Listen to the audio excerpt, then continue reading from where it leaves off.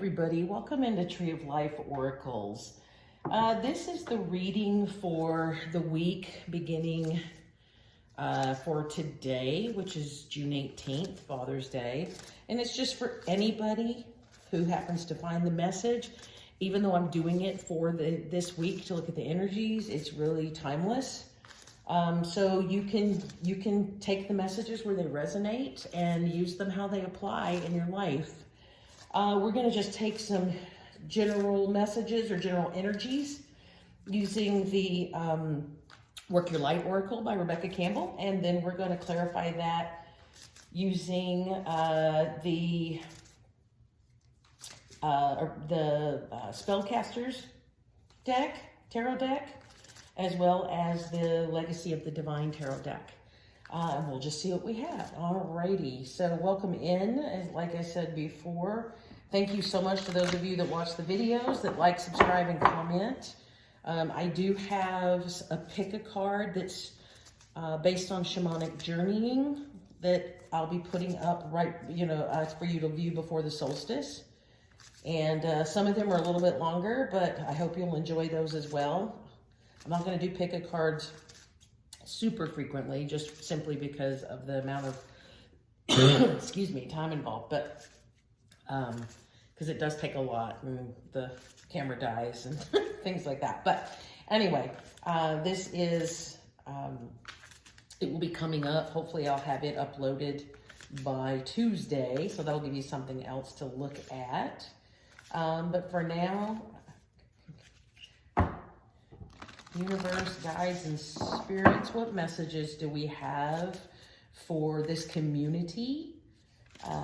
Starting today for the next 7 days, general messages about energies at play this week. Oh, let's see, we got 2 there. Let's do one more spirit, please. And there's that one. Put those out of the way. Let's see what we have. So we have the Age of Light. You've been training for this for lifetimes. Well, that sounds like a good energy. And then we have Protection, Call Back Your Power, Cut the Cords, and Soul Retrieval. All right, so these are some energies, well, also very beautiful. Give us some context for some things that might be going on. And finally, the last energies are play, have fun, celebrate, don't be so serious. You know, it's interesting that these cards have come up because I've been seeing some other readings done by other folks here on YouTube or in other places. And this idea of cord cutting for energies that don't serve you, whether those are humans in your 3D existence that maybe don't fit in with your life focus anymore, they don't fit in with your energetic fields. And then also this idea could be spiritual connections too, that it may be time to get rid of some of those, or at least move on from them. And then this idea of play, being ready to play, which is also kind of a perfectly interesting thing because we're coming up on the solstice. And while the solstice, is the longest, the summer solstice is the longest day of the year. And it's when, it's light longer than it's dark. And that's in the northern hemisphere, by the way. In the southern hemisphere, it would be just the opposite. It would be the winter solstice. But that's also typically the kickoff to summer, which is when people they like to get out in life and they like to have fun and they like to do, things that they enjoy and things that make them happy. As I look at the Age of Light card, I love that pyramid shape. I'm going to bring over my Organite and put it right there because I think it's meant to be there.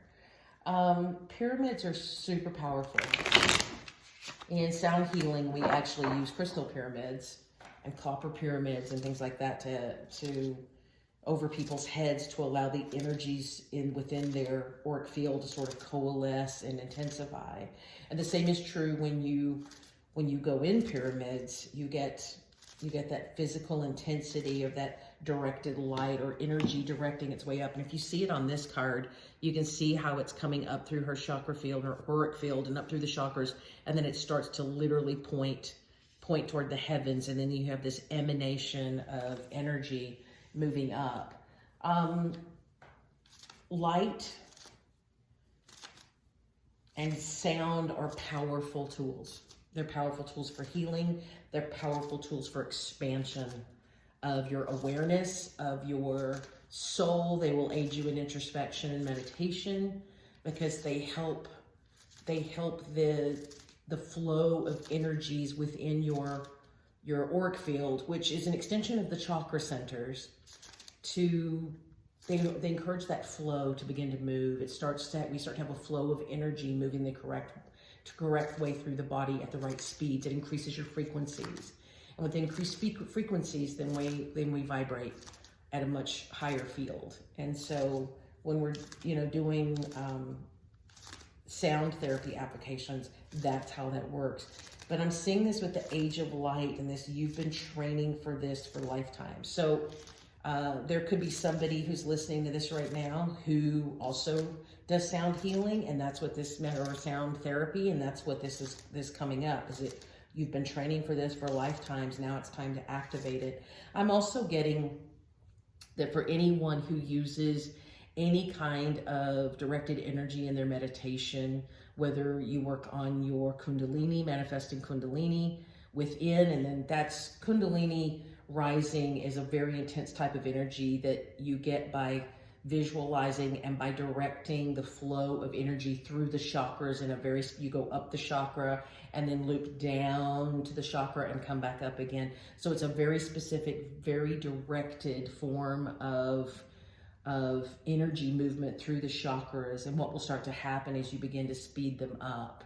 And the Kundalini is that powerful energy that starts to move upward from the base or root chakra, depending on how you want to refer to it, all the way up to the crown, and then it expands beyond. So that's important for somebody too, that it's coming through. With this protection, I see this, and I've been working with this in my own life recently, and this may be true for other people too, which is why it's coming up, is that sometimes when you are when you're psychic, you're sensitive, you're intuitive, you're empathic, because we pick up so many different types of energies in different ways. When stuff starts to, we have this understanding that we have developed these abilities for a specific reason that should be used for the betterment of ourselves as well as for others, And when there starts to be a glitch in that, I think we forget sometimes that there are energies that we can pick up through the process that might be helpful for a time, and then those energies, whether it's a specific spirit guide or it's a specific tool that you're using or a specific visualization or, you pick, it doesn't matter. Sometimes when we overuse those tools or when we overuse that particular guide, you get to the point where you've outgrown it and it can become a little bit of toxic energy. I can't talk today. And that's something just from my experience, I've been actually dealing with that. And so this really talks about cutting cords and calling back in your power and remembering that when you work with spirit, when you work with these spiritual tools, the spiritual knowledge, those things that augment your abilities are not more powerful than your abilities. And I think we give up that power because we get, I find myself doing that sometimes too. Like, look at my spirits, like, well, you're my spirit team, tell me what to do. And the reality is that the power's mine, not theirs. They're there to offer guidance and supportive energies. But the reality is that if they take over making those decisions for us, then we become out of balance, and we're not living any differently than we would be living if we weren't working with those spirits in the first place. And so it's just important to realize that the power of all of these feelings, these abilities, these workings, whether they're ritual workings or spiritual workings or energetic workings, whatever it is that you do, whatever term that you use, you're the one that has the power to amplify that, to direct that, and to make it powerful in your own life, right? And so it's really important not to let other things, not to give away your, I'm sorry, I'm choked up a little bit, so that may be a throat chakra thing for someone as well. Yeah, I'm having to clear my throat. It's interesting. That may be something that more than one person watching this video is experiencing, that you still feel lost, even though you're trying to be dedicated with your spiritual practices, but you feel lost and you feel stuck, and you're maybe waiting on the spirit team, or your ancestors or the angels or somebody like that. Especially, I find that with angels, is what we tend to think of them as, you know, in the biblical context or the religion context of them being higher beings than all the rest of us, and that kind of thing. And I think we need to remember that they're beings, we're beings, we all come from the same spark of the divine, all of us. We just play different roles. So if you've been giving your power or allowing your power to be overwhelmed, it's time to pull it back. It's time to realize that you're driving the bus, you make the decisions as far as it goes, and it's time to really get back in and to listen. Also with this play card, when we play, we sort of let the guards down. We go back to being kids, when our innocence and our ingenuity and our creativity and go up, and the barriers come down, you know, the boundaries come down a little bit, and it allows us to open up and let that, you see it even on here, you see how the information is filtering down into them. So if you're playing, if you're having a good time, whatever that is, whatever good time means to you, that's what's going to bring the energy back in. And if you don't know, like me, sometimes I always say I don't remember how to play much, because I've had such a serious and clinical life for most of my adult years. But the reality is you just have to get out there and try something. Anything interests you, then try it. Try it and see if that sparks something, that's where the creativity comes from. You know, learn a new topic, or play a new game, or walk in a different park than you normally do. Try a different type of tea. Adult coloring books are fantastic. Do all of those things. Music. Join a group. Join a club. Could be anything. But that's also how we help raise vibration in the world around us, is through playing. And they're protecting it. They are protecting us. The guides are protecting us. But since it's the age of light, it's time to play and let the powerful light energies, okay, that card came out, so I'm going to keep it. Let those come into play let us raise the vibration of everything around us. It just makes us happier. It makes the world happier. And I think all of us would agree the world could stand to be a bit happier than it is right now.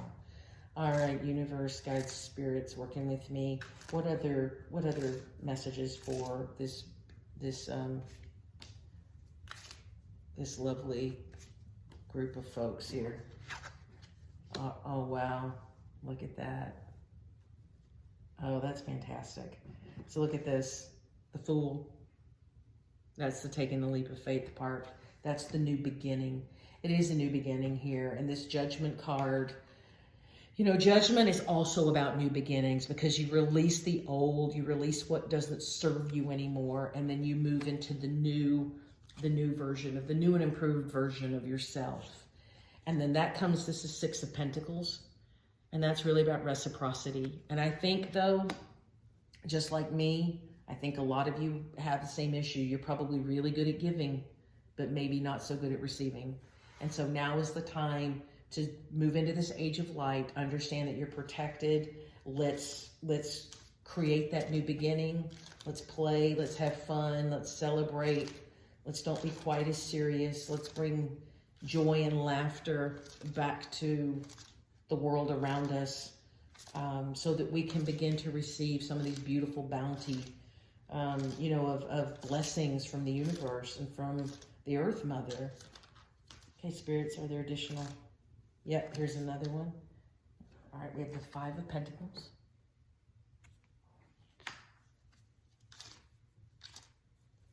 Anything else? We have the Two of Cups. Oh, I'm sorry. That's the Lovers. And we have the Chariot. So in looking at these, and I'm basically reading these first three. This is a single message, and this is two. And it's, you know, when you feel left out, this is like being left out on the outside. It's a 5, so that's change, and sometimes it's conflict, and, you know, sometimes it's a lack of happiness. If you've been in that space of feeling like you're lacking something, or you're stuck, you just can't move forward, then it's going to be about making a choice. It's about making a choice to live in love and happiness, you know, to share joy, even when you may not feel so awesome on the, you know, we all have those days where we're like, you know, I feel lonely, I don't want to get out of bed. That's human, that's normal, it's what happens. But if we try to choose the positive mindset, to give gratitude and see the good in what we're doing or what's happening around us, instead of seeing the lack and just focusing on the lack, which I understand is so hard to do. But if we choose to see the positive, if we choose to see how this rebirth that we need, that we are protected in the process, then that's when the Chariot happens. That's when we move forward. And I love this Chariot. It's one of my favorite chariots in any deck, because it's got this magnificent lotus on there. And this isn't, you know, a lot of times in the Rider-Waite-Smith decks, the Chariot card, it really shows the, you know, it literally shows a chariot that's being pulled by two separate sphinxes. One's black and one's white. So it's really about controlled movement forward. Things are starting to fly and move forward, but you have to control those sphinxes and make them go in the same direction. This card is not like that. This is, it's time to take off and really embrace the beauty of your higher self, the wisdom from your higher self, the wisdom of the universe, this sort of spiritual aspect of yourselves. And that's what this play, you know, they keep showing me over and over again, you know, on the playground. And I don't know if they even still have these, but, you know, back in my day on the playground, they had those, it was like a merry-go-round, but it had handles on it, and you could run in circle, you know, in circles to get it speeded up, and you could jump on it, and it would just, like, it would be this centrifugal force that's just like, woo, woo, like a spinning top. And everybody, when you got done, it made you feel so good because it got your adrenaline up. And then when you got off, you were drunk as a skunk and you could barely stand up and that kind of thing. And they're showing me that. It's like that dizzying euphoria you would get as a kid by doing something fun like that, or swinging as high as you can on the swing because it was awesome. And then you get to a point where you swing, and then you kind of leap. You had to get brave enough to leap out of the seat on the swing. That maybe that's not still a thing, but it was when I was a youngster. So it's that kind of play. That's taking that leap of faith too. And it doesn't mean that there's not, you haven't prepared for that. You have prepared. And that's what this is saying, this age of light. You've been training for this for lifetimes. You are prepared. You're prepared. You're protected. So play. You can play. You can have a good time. So even though you would swing, and then you would go, you'd had to time it just right before you would leap out of the swing set and take a flying leap, you know, and land on the ground, and then hope that the sling of the seat didn't hit you in the tush, right? But that's so there was a little bit of calculation in that. You had preparation. You knew what you were doing. And if you didn't feel safe, you didn't do it. You just kept swinging, or you let it get lower to the ground and not so fast, and then you could hop out.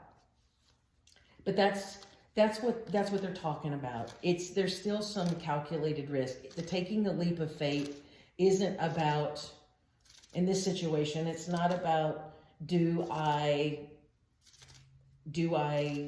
even, you know, yes, you have to decide to even get on that merry-go-round or to get on the swing and swing, and if you're going to jump out of the swing, but you get to pick the part that's comfortable for you.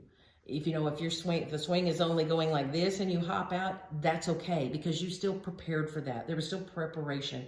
It's still something that you know in your head is okay. You still feel comfortable. They have your protection. That's not to say if you don't feel good about it, that you don't have that sucker swinging all the way up, you know, to the point where the sending set's ready to tip over. And then you decide to leap out and you land, you know, you land flat on your back and hurt yourself. That's not what we're talking about. It's not about being stupid. It's just about having enjoyment, doing something that makes you happy. If it's getting on, you know, those, if it's playing in the pool, you know, if you're going down a big water slide at the pool, at the water park or something that gives you happiness, because you're going to be prepared for it and you're protected for doing those things, but do something to have fun.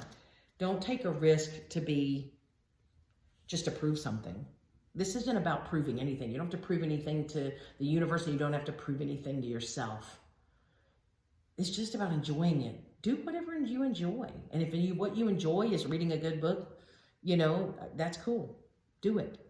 But begin to explore those books that maybe look for the information, the information coming from spirit, even through a novel or a magazine or whatever. I get messages all the time through stuff like that. So this is really beautiful about developing the flow of your spiritual energy.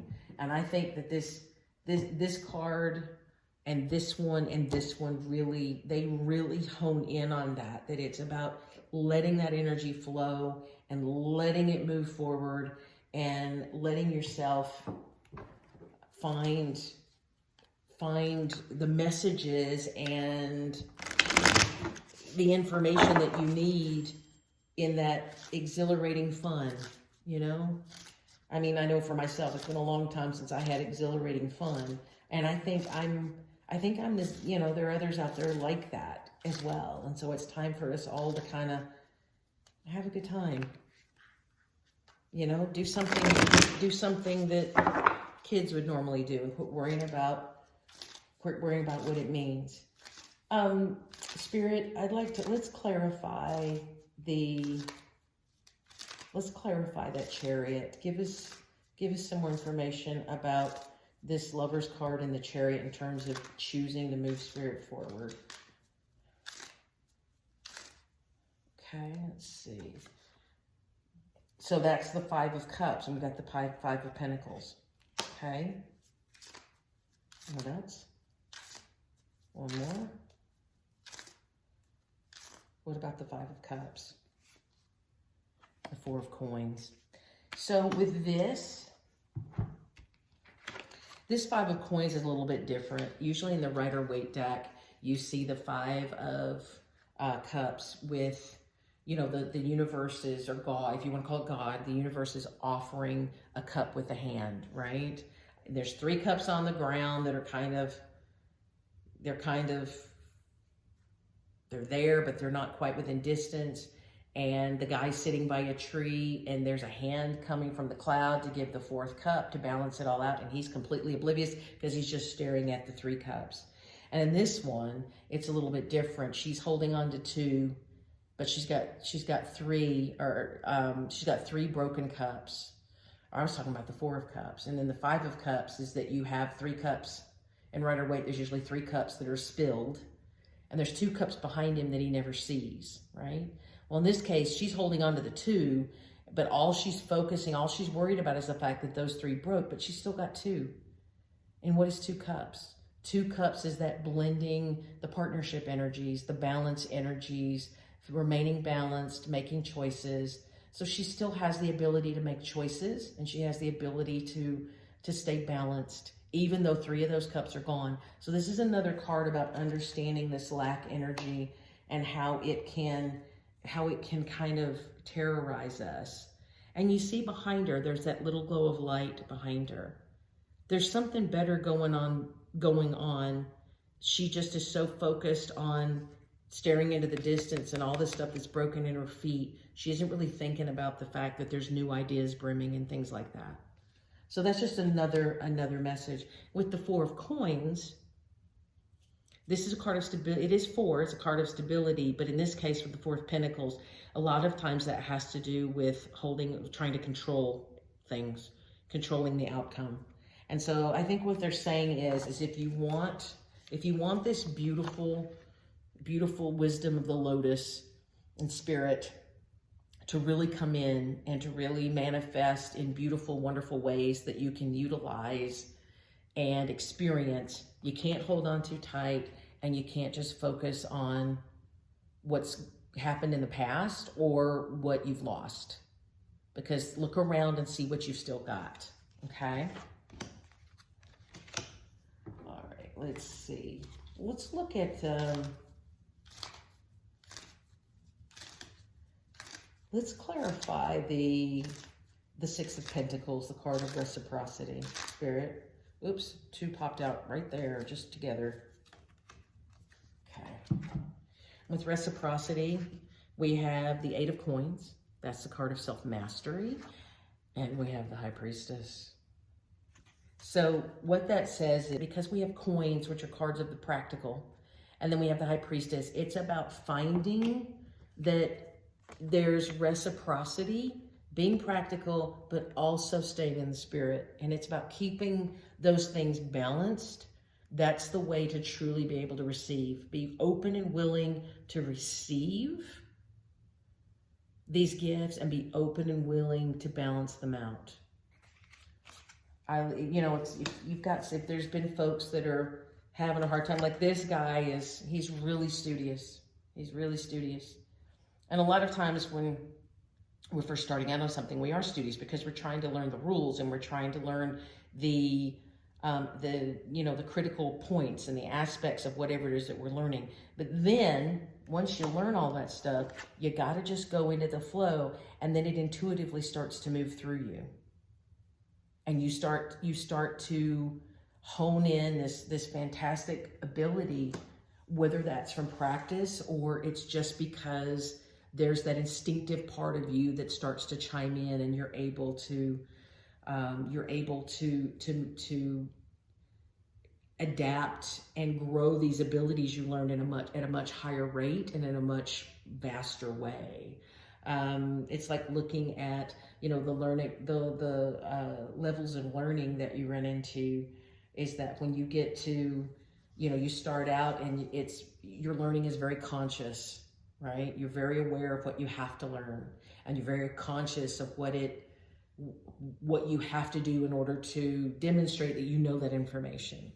And then what you've learned kind of moves into the unconscious part, because you've got it in your head, so you don't really have to worry about that, but you still have to worry about performing it consciously.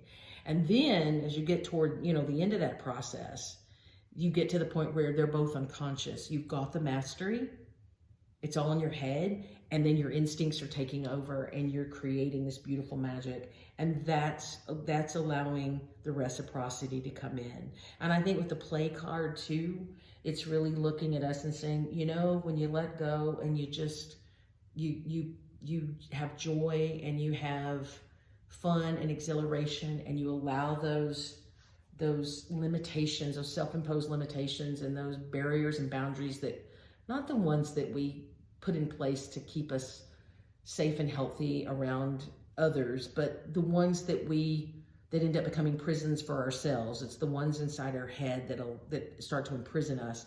It allows us to kind of to blend these two beautiful things so that we ultimately get to this.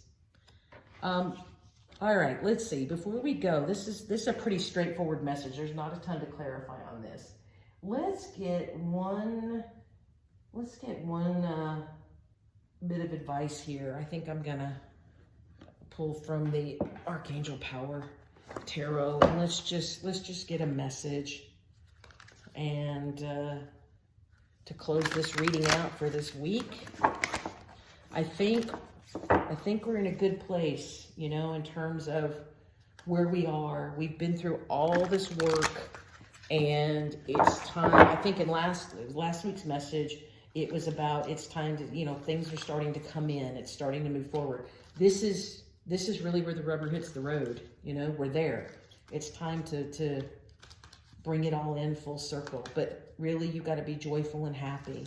Spirit, give us some messages for this, this group. We have epiphany. Joy through spiritual growth. Be a light to others.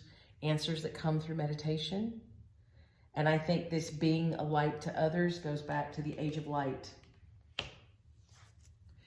And even though that's a number 9, and that's the Hermit card, in this case, it's really about understanding that you are a light. Even sometimes when you're by yourself, you're still a light. But that's also a choice, okay? Let's see what else, Spirit. Any more additional messages? And then we have the Ace of Michael, or the Ace of Swords. That's the card of breakthrough. This is a wonderful new idea. Don't allow bumps in the road to hinder your progress. Clear up communication problems with others. This is the sword of truth, the breakthrough, the new beginning. All right, group. Thank you so very much for joining in. I so appreciate it. Please like and subscribe. And if you have comments about other types of readings you would like to see or that kind of thing, please don't hesitate to put them in there. I will read them and will respond accordingly. Thank you so very much. I love trying to get some of these messages out to the rest of the world, because we're just in a time when the earth and her peoples we need to remember that we are the light, and we can be positive, and if we stay in the light, then we can start to outshine all that darkness and negativity. So thank you so very much for attending. Again, like and subscribe. I look forward to seeing you again for next week's reading. And don't forget to check out that Shamanic Journey pick a card that I'll have uploaded before the solstice. That'll be good things to really focus on when the solstice comes this week. Thank you so much, everybody. Have a blessed and beautiful week. Love to you all. Thank you so much.